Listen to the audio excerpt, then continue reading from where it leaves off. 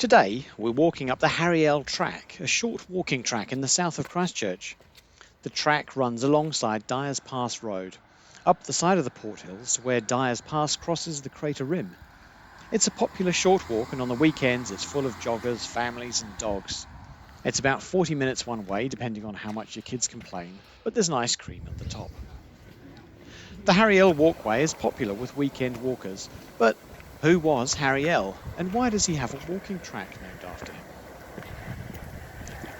Harry Ell was a prominent Christchurch politician around the turn of the last century. Probably a bit of a difficult bugger, but he got things done.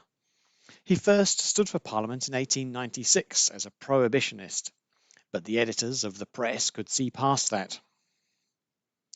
There are a good many electors of moderate political views but strongly marked temperance leanings who are being led away into supporting these three in utter obliviousness of the fact that they are socialists and radicals of the reddest colour.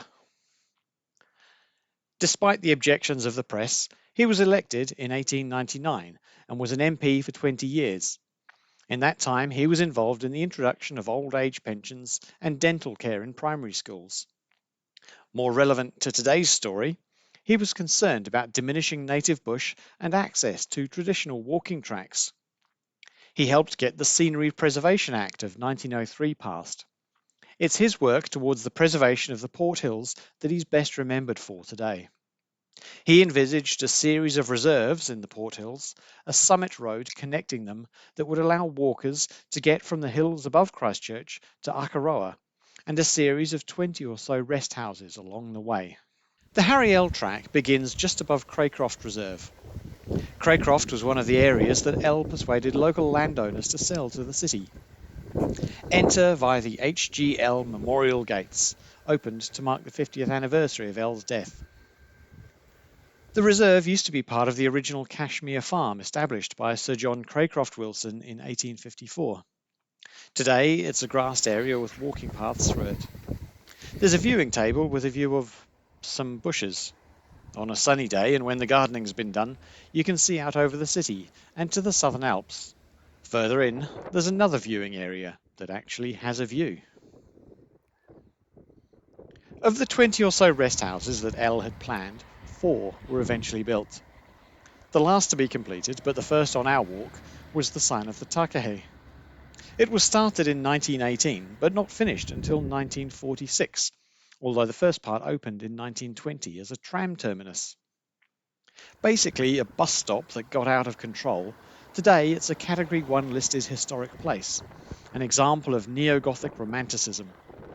It's a 2-storey building with a crenellated 3-storey tower on the southeast corner, presumably to defend against angry creditors. It has 2 oriel windows, that is, cantilevered bay windows, on the northwest facade, looking out over the Canterbury Plains. The building is regarded as architecturally important, partly because of its association with John Goddard Collins, a 20th century Christchurch architect, although he may have only got involved after Ell's death in 1934. The initial building was put up without plans, Ell just making it up as he went along. The building is well known for its carving, decorated inside and out with heraldry depicting early settlers, prime ministers, and governors general. Much of the work was done during the Depression, using government-subsidised unemployed workers known as Ell's Angels, some of whom were skilled wood and stone carvers.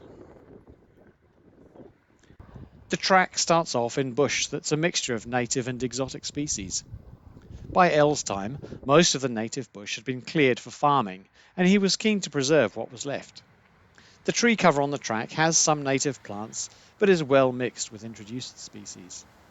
This is particularly noticeable in winter when the oak trees lose their leaves, something not many New Zealand native trees do. There are native birds here, and you might see kereru, wood pigeons, sitting plump and tasty looking in the branches, and pea waka waka or fantails flitting about behind you, hoping you'll kick up some insects. As we get higher, the bush opens out into tussock and we can see the western part of the city and over to the mountains. There are still some visible signs of damage from the 2017 Porthills fires. Near the top of the track, there's a seat memorialising the Skellerup Reserve. Skellerup was the New Zealand gumboot magnate whose contribution made the planting of this reserve possible. The track comes out just below the top of Dyer's Pass, and here's another rest house, the Sign of the Kiwi. The Sign of the Kiwi is also a Category 1 historic place and was even designed by an architect, Samuel Hurst Seeger, in the arts and crafts style. It's laid out like a bungalow with a wide porch. The arts and crafts style's anti-industrial ethic fits with Harry Ell's politics. Ell's projects, echoing the press's complaints about his spendthrift habits, constantly ran into financial trouble. The Sign of the Kiwi was supposed to double as a toll house to collect tolls for the Summit Road. The toll gates were a constant source of friction with the council and with motorists. Today, the building serves its original function of supplying refreshments to travellers in the hills. It was opened in 1917, the toll gate was built in 1922 and removed in 1932. The building was abandoned in 1939, acquired by the City Council in 1948, reopened as a cafe in 1989, closed by the earthquakes in 2011, and reopened again as a cafe in 2017. If you think that's a lot of dates, you should see the scones. The first sod was turned for the Summit Road here on Coronation Hill in 1908, with the first section of the road running to Kennedy's Bush Reserve, the first reserve acquired for the project, just above the farm where Ell grew up. Harry Ell spent more than 30 years on his project to build the road connecting scenic reserves from Christchurch to Akaroa. William Rolleston, an early Canterbury provincial superintendent, created Summit Road Reserve in the 1870s, but it took Ell's vision and bloody-mindedness to turn the road into a reality. Harry Ell died in 1934, and the last part of the Summit Road to Evans Pass was officially opened by his wife Ada in 1938. The road runs from Godley Head at the top of Littleton Harbour to Gebby's Pass, and 4 of the rest houses were built. It never got as far as Akaroa. Today, Te Arapataka, the summit walkway, goes as far as Hilltop Tavern on the Akaroa crater rim, in partial realisation of Ell's vision. If a 2 or 3 day trek through the exposed volcanic hills of Banks Peninsula is too much, the Harry Ell walkway will stretch your legs without taking you too far from civilization.